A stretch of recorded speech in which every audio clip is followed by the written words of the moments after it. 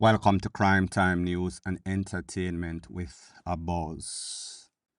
A lot of persons are concerned about the rapid pace in which there's all sorts of police shooting, whether it is on their quest for wanted men, whether it is just on a regular basis, interaction on the streets. So I decided that I am going to take up these burning questions with the head of the police hierarchy. So I contacted them to do an interview and I was directed to a specific individual.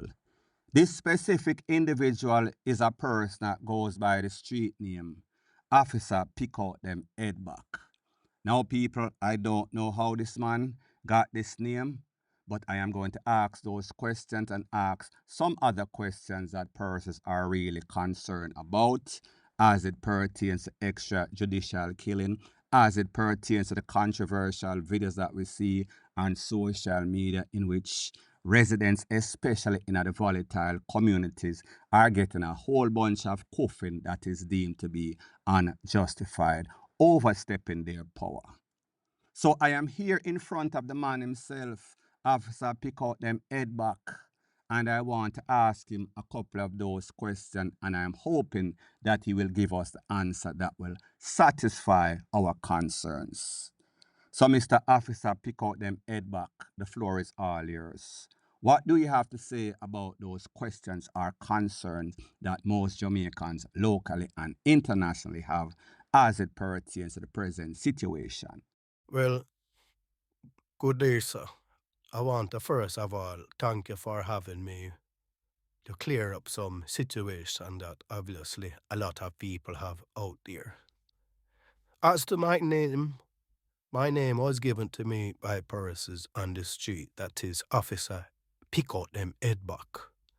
Now, if you know anything about that alias song, age is just a number. Well, a name is just a name, and the name depends on the kind of thing that we've been doing out there.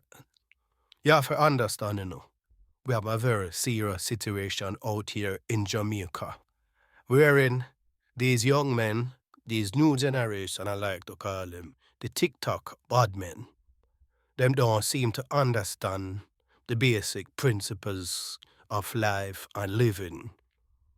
The basic decency that they need to conduct themselves out here. You see in a situation in which an artist have a song out there and he's pretty much telling people to lick down the police. Now, if the police is doing their job and they are facing obstacle in their way, well, obviously you would want to do everything to get rid of those obstacles. As it pertains to what people would term as extrajudicial takeaway, killings, I might call it. You have to understand, when the police get a call, and you have to also understand the situation as it in a Jamaica. There's a thing with them call desperate times call for desperate measure. So therefore, if these young men, at the point in which we go on the scene of the crime, and we ask these young men kindly to surrender, and it seems as if it's either stick broken in their ears, or them just what they call have that fully done syndrome. Well then, once we alert them and tell them to put down their guns, put their hands in the air, and then they do the opposite of what we tell them, is as if them can't follow instruction. So therefore, then we have to defend ourselves and defend the people of Jamaica. So I cannot be blamed for the fact that my officers, when we go to that police school, we were properly trained in the art of aiming and licking out them head back. So a lot of times it's not because there is no sort of shootout, it's just because them can't really shoot. So when you can't really shoot and the next person can't shoot, is two things going to happen. It's either you're going to get shot or you're going to lose your life on the spot. And we're going to carry you go to the hospital and more than likely, you're going to succumb to your injury. So that is a situation. I mean, I don't know what people are talking about, because sometimes people are not there on the battlefield. So it's easy for them to talk. But whenever I go out there, my aim and my objective is to make sure that the men on my team are safe, come back home to them wife and them picnic and matey and stuff like that.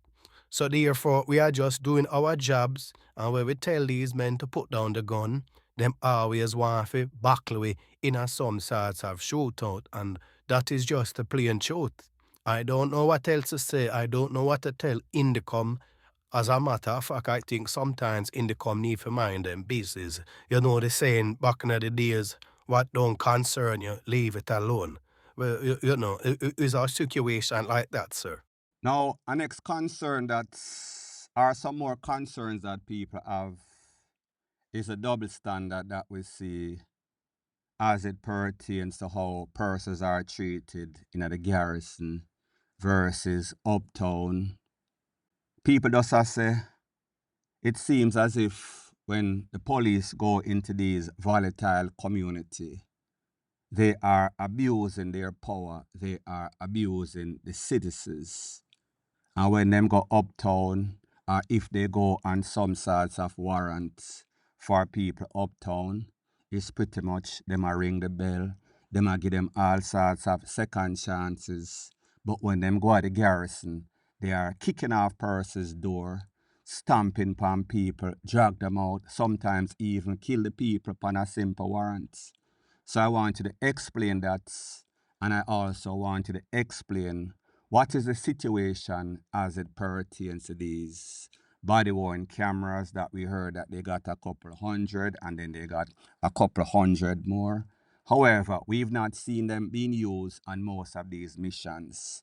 And that is where persons are questioning if the JCF is trying to avoid wearing those body cameras and why they are not being worn.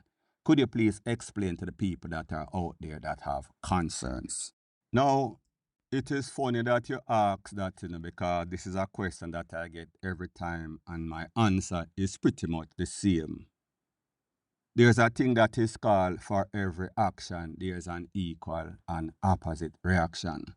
Sometimes that reaction is not always equal. Sometimes that reaction is kind of excessive. And sometimes some people are going to look at it and say, it is not justified. But it's because I'm not taking it into context. No, I don't want to sound biased.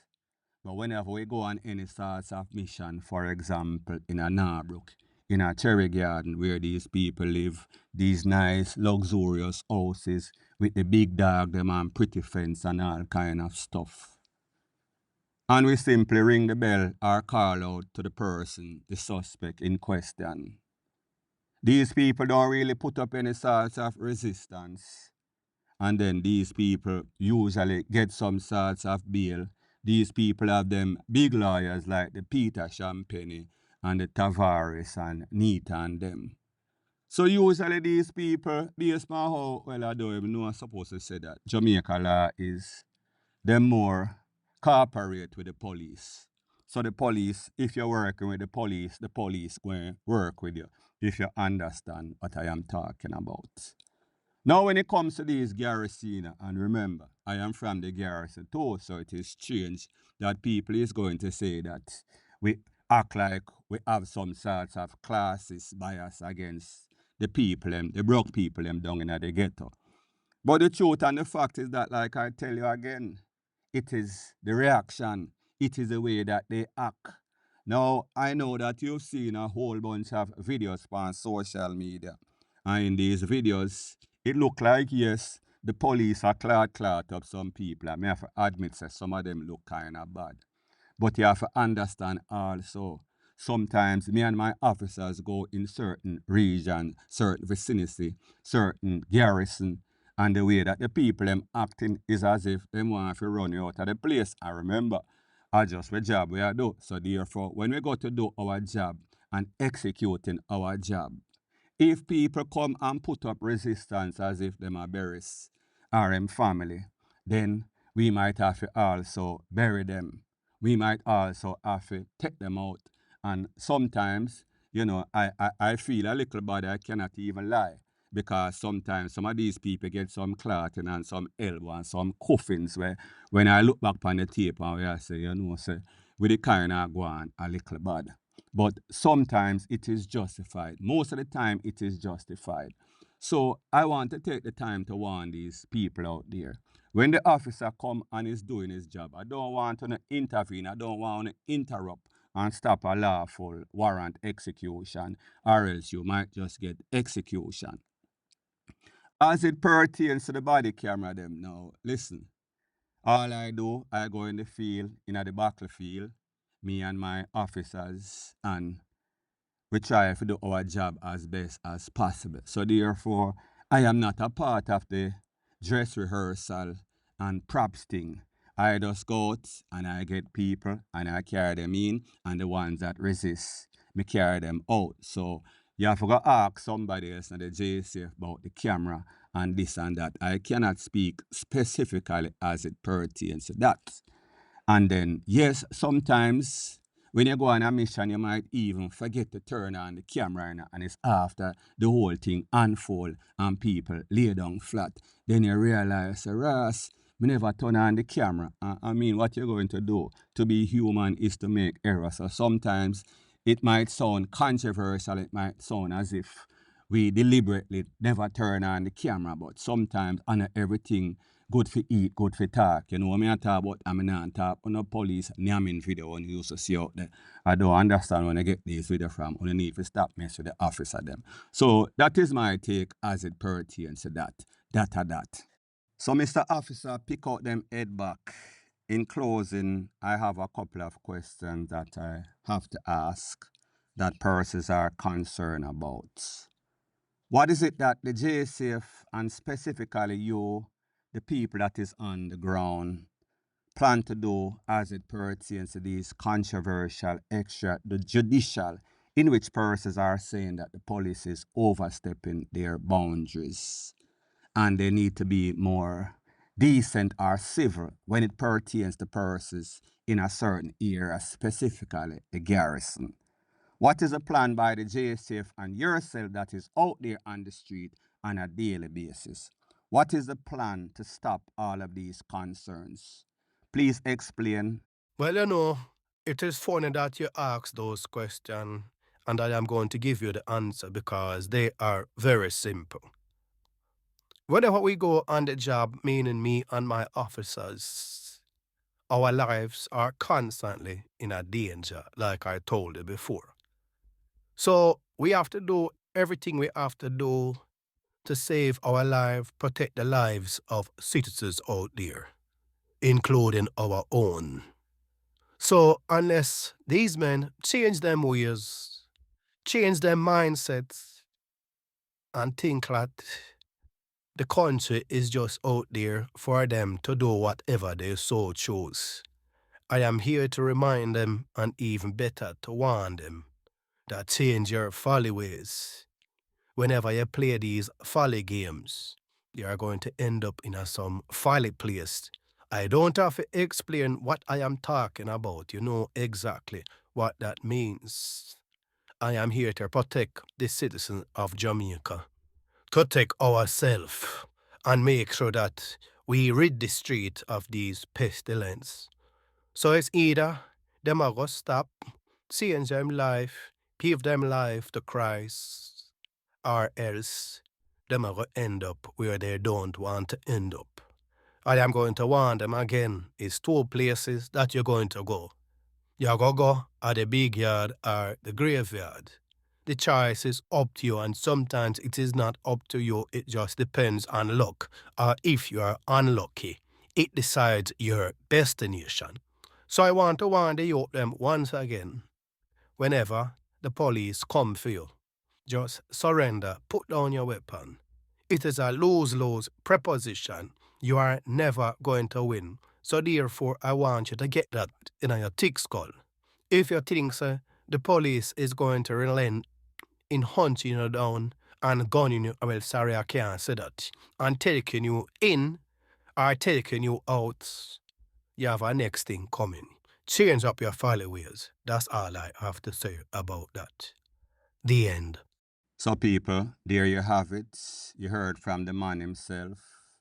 The man that is out there on the ground and is experiencing all of what is going on in Jamaica. And it is obvious that the lives of all decent Jamaicans are under threat, under siege. So this man, based on what he said, is doing everything to protect our lives and his life, Jamaica on a whole. So these youths, them get the warning, so therefore they need to take heed.